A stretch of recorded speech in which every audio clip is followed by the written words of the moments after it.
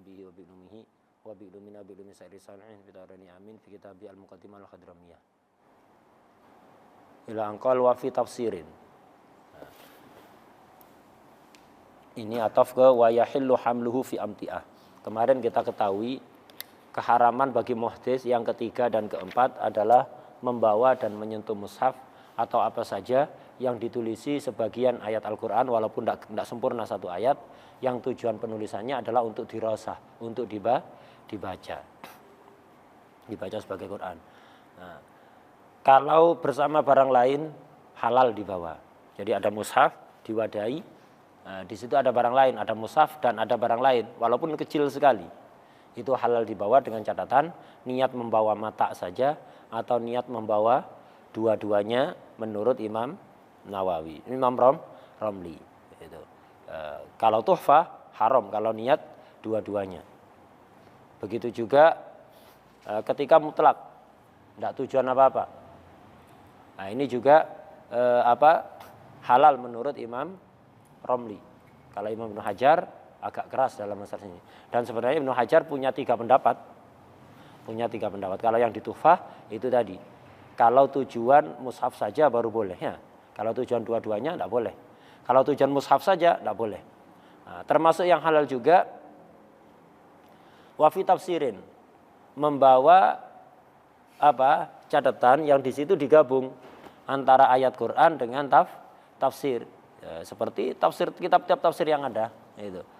Seperti kitab tafsir Jalalain atau yang lain. Ini halal dengan catatan huruf tafsirnya lebih banyak dibanding huruf Al-Qur'annya. Hitungnya dengan huruf ya, bukan kalimat tapi huruf. Jika huruf tafsirnya lebih banyak maka halal. Jika tidak lebih banyak berarti lebih banyak huruf Qur'annya atau sama, maka haram untuk dibawa. Tafsir Jalalain ini ada sebagian ulama Yaman menghitung ternyata huruf tafsirnya lebih banyak selisih 2 huruf. Jadi tafsir Jalalain itu dihitung huruf Quran dan huruf tafsirnya itu lebih banyak huruf tafsir selisih 2 huruf. Berarti halal apa enggak? Halal, tapi perlu hati-hati kalau tafsir Jalalain. Sebaiknya jangan dibawa dan jangan disentuh kalau enggak punya wudu. Karena selisihnya hanya 2 huruf. Kuatir dalam percetakannya ketika ngetik atau nulis itu ada huruf tafsir yang kurang. Kan sulit sekali. Ada cetakan yang benar 100% itu kan jarang sekali. Bisa jadi ada kesalahan atau huruf yang kurang atau bahkan kalimat yang kurang. Ini rawan. Jadi kalau tafsir Jalalain antum bawa tanpa wudu ini rawan sekali karena dikhawatirkan ketika nyetak itu ada huruf tafsir yang kurang, tidak ketulis. Sehingga sebaiknya jangan. Udah. Nah ini untuk tafsir Jalalain yang cetakan model lama yang langsung menyatu huruf Quran dengan huruf tafsir. Huruf Qurannya dipisah dengan kurung gitu ya, tanda kurung kemudian tafsir, tanda kurung tafsir. Misal buka kurung alif lam mim, tutup kurung Allahu a'lam bimuradihi bidzalik. Buka kurung dzalikal kitabu, tutup kurung al-Qur'anil Qur'an. Buka kurung lagi la raiba fi. La raiba tutup kurung syakka. Lah seperti itu. Langsung huruf tafsirnya itu menyatu dengan huruf Al-Quran. Ini yang halal dibawa oleh orang muhdits, disentuh oleh orang muhdits. Gitu. Adapun yang tafsir Jalalain banyak dicetak sekarang, yaitu di tengahnya itu ada mushaf utuh. Nah, jadi tafsir Jalalain yang sekarang itu di sini mushaf alif lam mim dzalikal kitabul la raiba fihi hudal lil muttaqin begitu. Kok dikasih kotak begini ya? Nah, ini mushaf kan penuh, antum bisa baca Quran dari situ. Lah terus di sampingnya ditulis tafsirnya. Alif lam mim, Allah alam bimuradi bidzalikal kitabu ayil Quran la raiba aisyakka fihi. Lah ini berarti huruf Qurannya 2 kali lipat dibanding huruf tafsir. Kalau itu tidak halal itu dibawa. Hati-hati. Tafsir Jalalain yang cetakan-cetakan baru yang di tengahnya sudah ada mushaf sendiri begini. Alif lam mim dzalikal kitabul la raiba fihi hudal lil muttaqin, terus di sini tafsir. Lah ini enggak halal dibawa oleh orang hadas, enggak halal disentuh oleh orang hadas karena ini huruf Qur'annya hampir 2 kali lipat huruf tafsir. Karena berarti kan huruf Qur'annya ditulis kali. Nah, tadi kalau huruf Quran tidak ditulis 2 kali, lebih banyak tafsirnya 2 huruf. Nah ini kalau huruf Qurannya ditulis 2 kali, berarti huruf Qurannya 2 kali lipat kurang 2 huruf. Nah, itu karena itu nggak halal itu, hati-hati. Dan hatta yang cetakan lama sebaiknya jangan. Nah, ini jadi tafsir itu tadi. Kemudian apa? Dibahas walaisa minat tafsir mushafun husyiya min tafsirin. Tidak termasuk tafsir adalah kalau ada mushaf dikasih hasyiah tafsir. Jadi artinya apa? Sudah ada Quran, ya kayak tadi itu mirip sudah. Tafsir Jalalain yang kayak tadi itu kayak mushafun husyiya bit tafsir. Itu.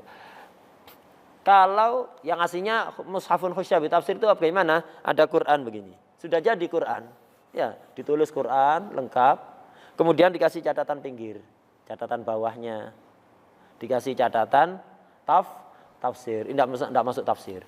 Karena tidak masuk tafsir, hatta huruf tafsirnya lebih banyak dibanding huruf Quran, tidak halal disentuh.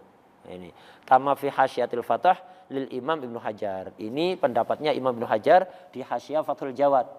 Jadi kalau ada mushaf di hasyiai dengan tafsir, maka itu tidak termasuk tafsir. Itu tidak termasuk tafsir. Yang mirip dengan kasus ini untuk saat ini itu adalah Quran dan terjemahnya. Ya, Quran dan terjemahnya. Terjemah Quran itu tidak mungkin. Quran diterjemah itu tidak mungkin. Banyak ulama mengharamkan terjematul Quran, itu banyak yang mengharamkan. Tapi kalau pendapatnya Imam Syatibi diikuti oleh Sayyid Alawi Al-Maliki, Sayyid Alawinya, dan juga Syekh Muhammad Said Ramadan Al-Buti, sebenarnya tidak usah diharamkan. Karena apa? Nerjemah Quran itu mustahil. Kalau mentafsiri Quran mungkin. Itu. Atau menterjemah tafsirnya Quran mungkin. Nah, jadi tafsir itu tidak harus bahasa Arab. Tafsir itu bisa dengan bahasa selain Arab. Nah, itu. Dengan bahasa selain Arab itu tafsir. Nah, kalau terjemah itu mustahil. Kenapa? Karena Al-Quran itu pakai bahasa Arab. Al-Quran itu pakai bahasa Arab. Lah, bahasa Arab itu tidak sama dengan bahasa lain. Kalimat nerjemah itu artinya apa? Susunan dalam bahasa Arab dipindah sama persis seperti aslinya. Cuman versi bahasa lain. Jadi dialih bahasakan persis seperti aslinya. Ini mustahil. Ini mustahil, tidak bisa. Kenapa? Bahasa Arab itu kadang ada satu kata, maknanya sampai 20. Maknanya 5, kayak ainun. Ainun dalam bahasa Arab itu bisa mata, bisa mata-mata, bisa sumber air, bisa apa? Emas, itu. Bisa benda, dan bisa yang lain-lain. Coba terjemahnya ainun apa? Mata. Itu bukan terjemahnya ainun, tidak sama persis seperti ainun. Nah, yang namanya terjemah itu mengalih bahasakan persis seperti aslinya. Ini tidak mungkin. Sehingga nggak usah diharapkan perkara nggak mungkin. Itu kalau menurut apa? Sayyid Alawi Al-Maliki dan juga Sayyid Muhammad Said Ramadan Buti. Yang ada berarti kayak terjemah itu tafsir. Tafsir versi bahasa Indonesia, atau kata lainnya terjemah tafsirnya Al-Quran. Jadi bukan tarjamatul Quran, tapi tarjamatu tafsiril Quran, menterjemah tafsirnya Quran. Boleh apa enggak seperti itu? Ya mentafsiri Quran kalau pakai ilmu boleh, kalau pakai akal-akalan enggak boleh. Kalau nafsiri Quran pakai ilmu boleh. Sehingga nerjemah nafsir Quran dengan bahasa Indonesia itu bisa dibenarkan kalau memang apa? Ketika memilih bahasa untuk menjadi tafsir Quran dalam versi bahasa Indonesia itu disesuaikan dengan tafsir-tafsir ulama. Itu. Jangan letterlek. Kalau letterlek bisa salah nanti. Itu. Misal contoh ayat wala taj'al yadaka maghlulatan ila unukika wala tabsutha kullal basti. Ini kalau diterjemah letterlek ya maknanya membingungkan. Itu kan maksudnya jangan kamu itu terlalu pelit, ngirit, dan jangan terlalu boros. Nah itu kalau diterjemah apa? Letterlek wala taj'al yadaka maghlulatan ila unukika. Janganlah tanganmu engkau menjadikan tanganmu membelenggu lehermu dan jangan membuka terlalu lebar. Lah ini apa? Membingungkan. Jangan diterjemah begitu, kalau itu tidak boleh. Atau ayat-ayat mutasyabihat. Imma jangan diterjemah, jangan dialih bahasakan.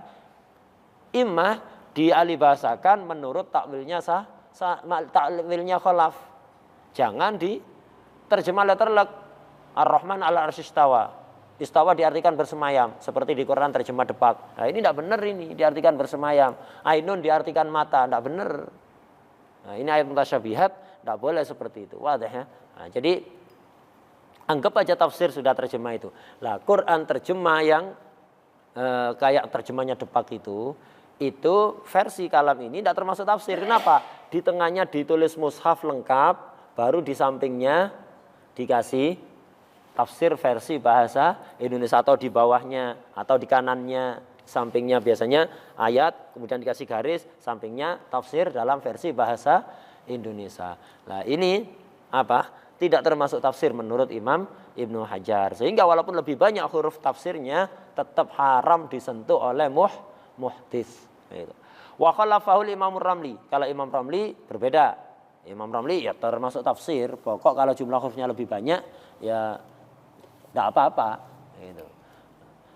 Dan termasuk salah paham ketika memahami, oh tidak apa-apa ini Quran terjemah. Tidak boleh. Quran terjemah tidak apa-apa, hatta hadas.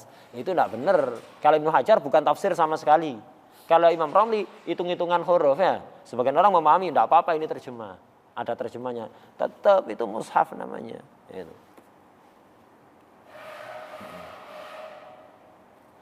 Kemudian ada perbedaan pendapat. Ada perbedaan pendapat. Kalau Imam Ibnu Hajar tidak membedakan antara hamlu dan massu. Ini misalnya tafsir. Jumlah tafsirnya lebih banyak. Saya bawa, nggak apa-apa. Kalau kemudian saya buka, saya sentuh kertas tertentu ini, halaman tertentu, halaman 200 misalnya. Saya sentuh, nggak apa-apa. Pokok totalnya lebih banyak tafsir. Pokok hitung-hitungan huruf tafsir dengan huruf Qur'annya lebih banyak, mau dibawa boleh, dibuka halaman manapun disentuh boleh. Walaupun kebetulan pas halaman 200 ini lebih banyak huruf Qur'annya. Karena ngitungnya totalan awal akhir, bukan per halaman ya. Jadi kalau huruf tafsirnya lebih banyak, mau dibawa, mau dibuka halaman manapun disentuh boleh. Walaupun pas halaman itu lebih banyak huruf Qur'annya. Ini menurut Imam Ibnu Hajar. Imam Ramli tidak membedakan antara hamlu dengan massu. Kalau hamlu iya totalan awal akhir. Kalau untuk bawa seperti ini, totalan awal akhir. Pokok huruf tafsirnya lebih banyak, tidak apa-apa dibawa. Tapi kalau buka pilih-pilih, dilihat halaman itu ya, tergantung halaman itu. Kalau pas halaman itu lebih banyak tafsirnya, halal. Kalau pas halaman itu lebih banyak huruf Qur'annya atau sama, maka haram. Jadi untuk nyentuh, ngelihat per halaman tempat yang disentuh. Kalau mega bawah, totalan awal akhir. Ibnu Hajar tidak membedakan, sama saja.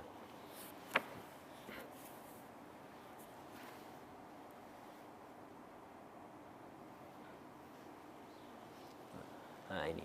Kemudian apalagi yang seputar masalah ini ada.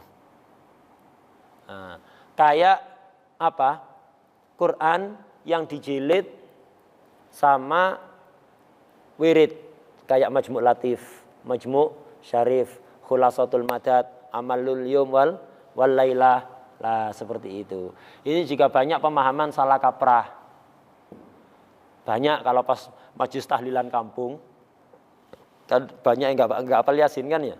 Nah, itu biasanya waduh enggak hafal Yasin.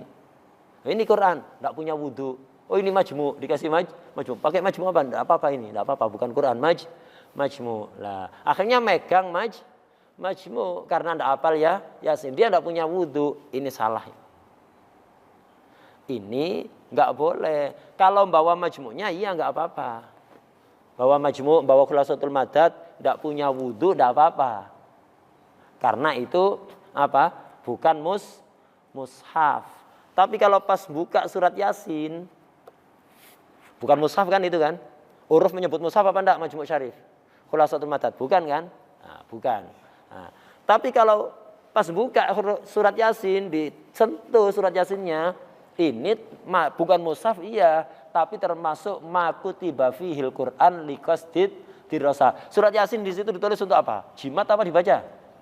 Untuk dibaca kan? Lah, kemarin sudah kita pahami, sesuatu yang ditulisi ayat Al-Qur'an untuk dibaca, hukumnya sama seperti mushaf, maka haram disentuh. Bawa Khulasatul Madad gini tidak punya wudu tidak apa-apa. Tapi kalau pas buka Yasin, buka Waqiah, buka Tabarok, kalau gini baca gini tidak apa-apa. Lah kalau pas balik halaman lah ini muskilah ya. Pas balik halaman padahal ini surat Yasin, haram antum sentuh. Wadah ya. Khulasatul Madad, Majmu' Latif, Majmu' Syarif seperti itu. Ini banyak pemahaman salah kaprah dalam masalah ini. Wadah. Nah, ini udah. Kemudian dilanjut. Wa qalbu waraqihi binahwi udin, termasuk yang halal. Halal membuka atau membalik lembaran Al-Qur'an dengan semisal kayu atau pena. Ada orang baca Quran, tidak punya wudu, tidak apa-apa, tapi ngurangi pahala. Ya, selisihnya jauh sekali. Antum baca Quran, punya wudu dengan tidak punya wudu, selisih pahalanya sangat jauh. Nah itu, selisih pahalanya sangat jauh. Misal ada orang baca Quran, tidak punya wudu, tidak apa-apa. Yang penting jangan nyentuh, jangan bawa Quran. Ada di meja mushafnya misalnya. Baca begini. Waktunya balik halaman, minta tolong yang punya wudu, tolong bukakan. Gitu. Atau pakai pena, kayak gini. Jadi pas waktunya balik pakai pena begini. Tidak apa-apa ini, halal. Pakai pena, pakai kayu, atau pakai apa. Ini halal. Jadi wa qalbu waraqihi binahwi udin. Membalik halaman atau lembaran Al-Quran dengan semisal kayu, pulpen atau yang lain itu diperbolehkan, tapi dengan catatan kertasnya nggak merotol ya kayak gini, sudah dijilid rapat kayak gini ya, hatta dibalik nggak ikut ngangkat, cuman buka balik gitu aja tapi nggak terangkat. Tapi kalau model kuno nggak dijilid, mushafnya itu tulis di lembaran-lembaran tapi nggak dijilid, atau Quran sudah lama jilitannya sudah rusak, sehingga ketika dibalik, misal begini, nah, misal ada Al-Quran merotol ya, jilitannya rusak, antum pas balik terangkat beginilah, terangkat begini, ini haram ini. Kenapa? Ini bukan balik halaman, ini namanya hamlul mushaf. Haram apa enggak? Haram, walaupun pakai hail. Hamlul mushaf itu kan enggak harus langsung nyentuh tangan ya, atau antum pakai sarung tangan atau kayak tadi itu. Nah ini. Jadi halaman Al-Qur'an diangkat pakai kayu nih, enggak nyentuh. Itu tetap haram. Wadah ya. Jadi kalau kertasnya terlepas, enggak dijilid dengan rapat kayak gini, itu enggak halal kalau sampai terangkat. Tapi kalau kayak gini enggak masalah ini. Wa qalbu waraqihi binahwi udin, ini halal ini. Wala yumna'u sabiyul mumayyizu min hamlihi wa massihi lidirasah. Nah, ini karena anak kecil itu sulit kalau untuk disuruh wudhu terus. Nah, kalau disuruh wudhu terus ini repot. Nah, mereka mau baca Quran alhamdulillah ya, dipaksa suruh wudhu terus, akhirnya tidak mau baca Quran, ngambek nanti. Maka untuk anak kecil ditolerir. Tapi anak kecil ini khusus yang tamyiz. Wala yumna'us sabiyul mumayyizu min hamlihi wa masihi lidirasah. Anak kecil yang tamyiz tidak dicegah dari membawa mushaf, menyentuh mushaf lidirasah. Dirasah itu litilawah, untuk baca. Jadi anak kecil yang belum tamyiz seperti waladi itu, yang sudah tamyiz belum balik seperti waladi. Seperti anak kecil belum balik tapi sudah tamyiz, baca Quran, ngambil Quran, bawa kan, terus megang Quran pas ngaji begini, tidak punya wudu, tidak apa-apa, boleh. Tapi jika sekiranya dia disuruh wudu mau, sebaiknya disuruh wudu, biar membiasakan sejak kecil tidak berani megang mushaf kecuali dengan wudu. Jadi mengajari adab sejak dini. Tapi sekiranya tidak mau, waduh nanti suruh wudu malah tidak ngaji, tidak baca Quran, tidak apa-apa. Jadi anak kecil yang sudah tamyiz kalau mau baca Quran Tak boleh, tidak apa-apa bawa Quran atau nyentuh Quran apa